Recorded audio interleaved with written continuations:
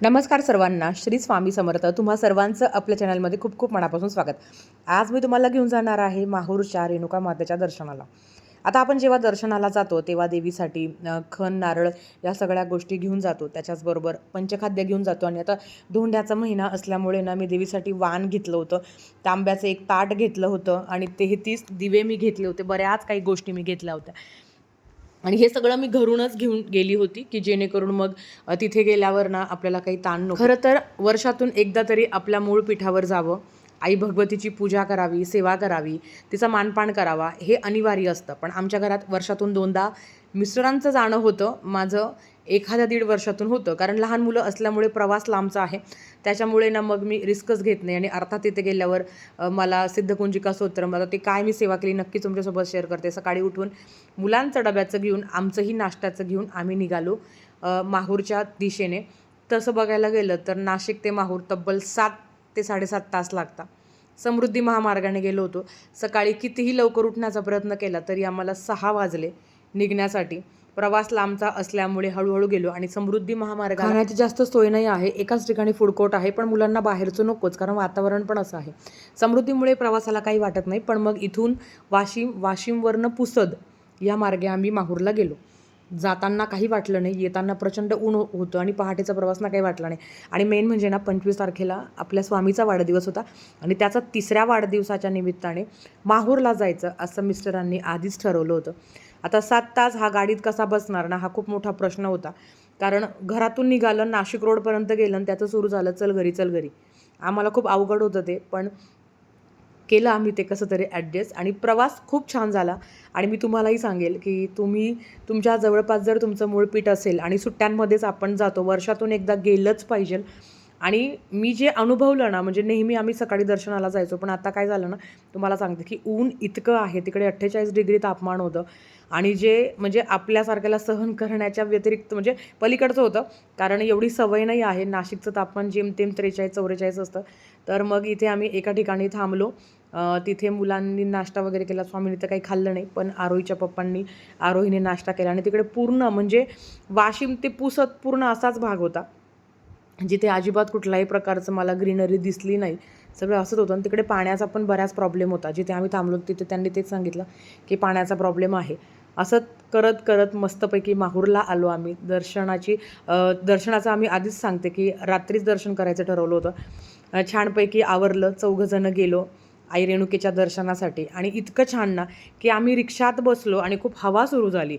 आणि असं पाहायला गेलं तर खूप जास्त उष्णता होती.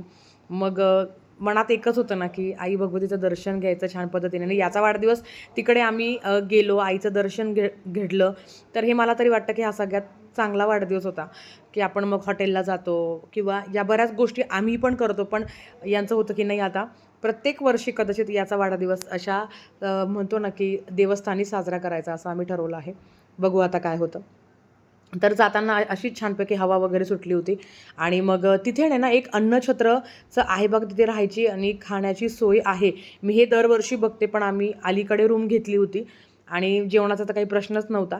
कारण देवीचा मानपान करायचा होता आणि नेमकी मी देव भेटवायला घेऊन जायचे होते, पण ते काय मी नेले नाही. पण म्हटलं ठीक आहे, आता जेवढं आहे तेवढं तरी आपल्याकडनं सेवा घडते ना, हे महत्त्वाचं आहे. जाताना आम्ही देवीसाठी तांबूल वगैरे घेतलं आणि जे काही ओटीचं सामान होतं ना ते सगळं घेतलं. फक्त नारळ आणि जो काही वेणी वगैरे होती ती तिथून घेतली, बाकी सगळं मी घरातूनच घेतलं होतं.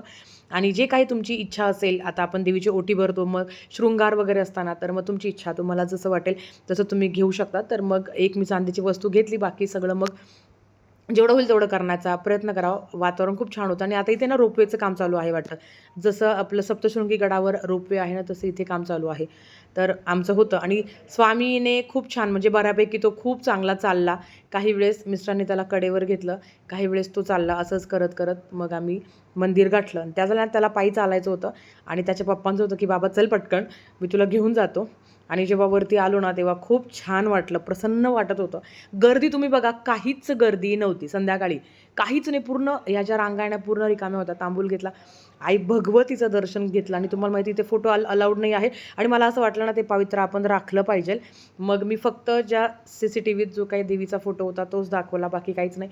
6:30 ते 8:30 वाजेपर्यंत मंदिरात होती आणि खूप सेवा भेटल्या. मी तुम्हाला शब्दात सांगू शकत नाही. आम्ही एवढं थकलो होतो ना प्रवास करून, पण आम्ही ते जेव्हा सेवा केली, आई भगवतीची आरती 8 वाजेची आरती होती.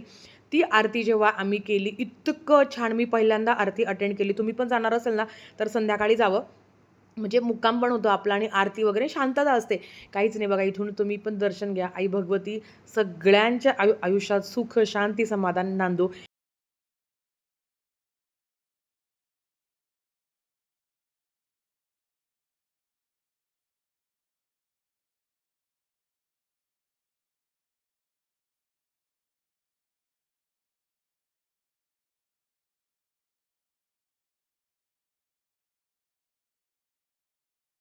आणि खरं सांगते, देवीकडे काय मागावं हा प्रश्न होता. कारण तिचं रूप इतकं सुंदर होतं, इतकं देखणं रूप होतं ना मैत्रिणींनो, मी शब्दात सांगू शकत नाही. आणि जेव्हा आईला मी पाहिलं ना पहिल्यांदा, मला खूप रडू येत होतं. का बरं काय माहिती. कधी-कधी कृतज्ञता खूप महत्त्वाची असते.